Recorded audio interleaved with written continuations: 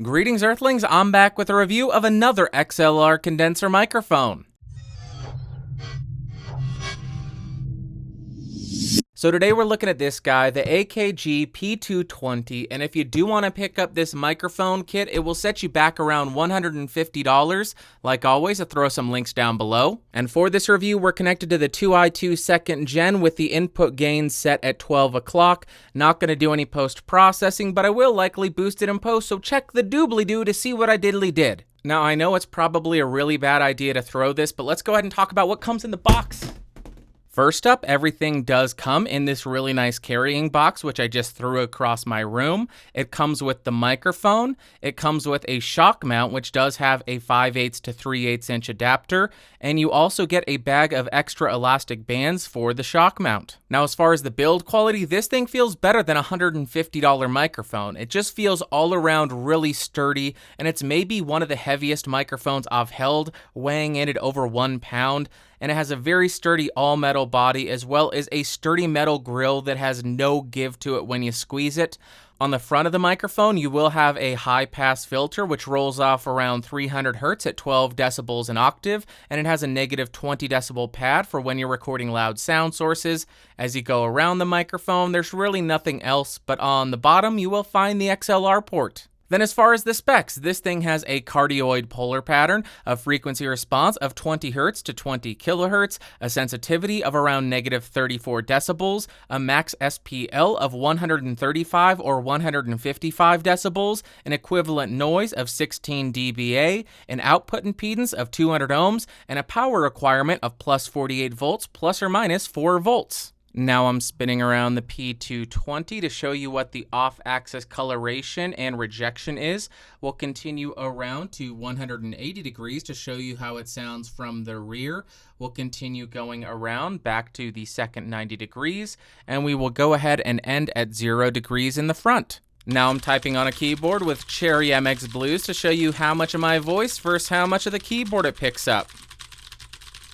Now I'm right on top of the microphone to show you how this does with the proximity effect. About 3 inches away from the microphone with the Stedman Pro Screen 101. About 1 foot away from the microphone, 2 feet away from the microphone, and about 4 feet away from the microphone. Okay, right now I'm speaking into the microphone about 3 inches away, and both of these switches are in the neutral mode, and this is how the microphone is sounding. And now I've initialized the high pass filter, and this is how the audio is sounding. This rolls off frequencies at around 300 Hz at 12 dBA, and it really is there to help with the proximity effect when you are really eating the microphone.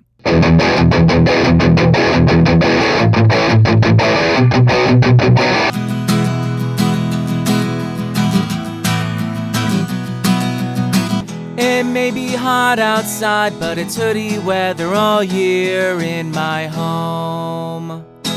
Okay, so this microphone is really bright. In terms of pros, this thing does have a really nice flat midsection. It has a great build quality, and it comes with a really nice shock mount as well as storage box. And then in terms of cons, this thing does have a relatively high noise floor at 16 dBA, and as you can hear, it is pretty sibilant due to that big boost in the treble and air frequency. So as far as my overall thoughts on the electric guitar, I think it had a really nice, tight, and full low end, but the treble frequencies were a bit overwhelming. And then on acoustic guitar, I actually really liked it because of that large treble and air boost, which gives it a more percussive feel, but I personally am a big fan of percussive sounding acoustic guitars. And then for singing and spoken word, I was just not a big fan of this thing at all. Again, because of that big treble and air boost, which I think is just too drastic of a change given how flat the midsection is, and that leads to it sounding somewhat top heavy,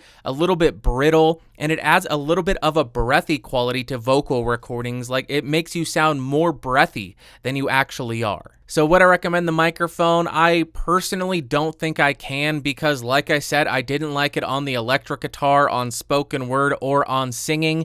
And although I personally really liked the acoustic guitar tone, that tone is very specific and it's not very versatile. Alright guys, that'll do it for today. If you enjoyed the video, thumbs up. If you hated it, thumbs down. If you want to influence what I review, head over to geeksrising.com/podcastage. Go cast a vote there. If you want more videos like this, go ahead and click the logo beneath me. If you want a Podcastage shirt or a hoodie, go ahead and check out the link in the description. And I will see you all next time. Thanks for watching. Bye.